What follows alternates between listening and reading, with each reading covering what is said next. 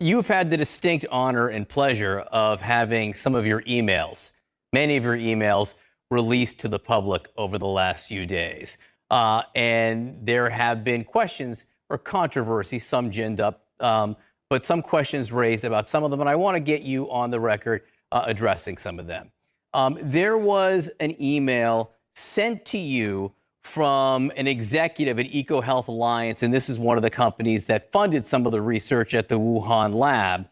And this email thanked you for basically saying you believed that the origins of the coronavirus were natural. This email said, quote, I wanted to say a personal thank you on behalf of our staff and collaborators for publicly standing up and stating that the scientific evidence supports a natural origin for COVID-19 from bat to human spillover, not a lab release from the Wuhan Institute of Virology. That email was April 18th.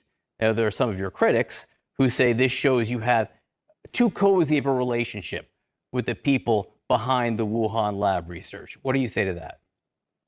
Oh, that's nonsense. I don't even see how they get that from that email. That email was sent to me from them. I have always said, and will say today to you, John, that I still believe the most likely origin is from an animal species to a human, but I keep an absolutely open mind that if there may be other origins of that, there may be another reason. It could have been a lab leak. I believe if you look historically, what happens in the animal-human interface, that in fact, the more likelihood is that you're dealing with a jump of species. But I keep an open mind all the time. And that's the reason why I have been public that we should continue to look for the origin. That email, in no way, you can misconstrue it however you want.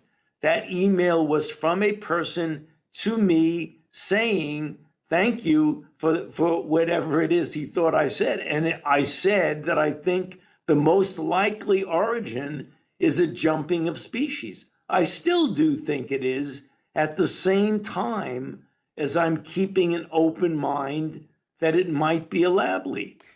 There was an email on April 16th, an email exchange between you and NIH Director Francis Collins. The email sent to you said conspiracy theory gains momentum. And this, again, was the idea of the lab leak. Those emails, though, as you can see on the screen, or I can see on the screen, was all redacted between you and Francis Collins. Yeah. Do you happen to remember? Do you remember what was in the email? John, they only took about 10,000 emails from me. Of course, I remember. I remember all 10,000 of them. Give me a break. So, but to be clear, you're saying you don't remember, or you can't tell us what was in the body of that exchange. I don't remember what's in that redacted, but the idea, I think, is quite far-fetched that the Chinese deliberately engineered something so that they could kill themselves as well as other people. I think that's a bit far out, John. And then finally, there was an email from you to Sylvia Burwell, the former HHS secretary, that had to do with masks. And this is getting a great deal of attention. And the date here is February 5th, which I think is hugely important. She apparently had asked you whether she should wear a mask on a trip, and you responded to her concluding, I do not recommend that you wear a mask, particularly since you are going to a very low-risk location. That was February 5th. Right. A lot has transpired since then. If you had to go back and do it all over again, would you tell her something different? Do you regret that? Yeah. Well, John, let's get real here. If you look at scientific information as it accumulates, what is going on in January and February, what you know as a fact, as data, guides what you tell people and your policies.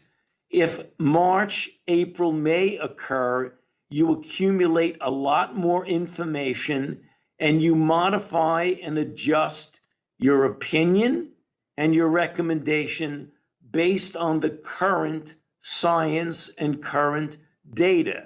So of course, if we knew back then that a substantial amount of transmission was asymptomatic people, if we knew then that the data show that masks outside of a hospital setting are actually do work when we didn't know it then.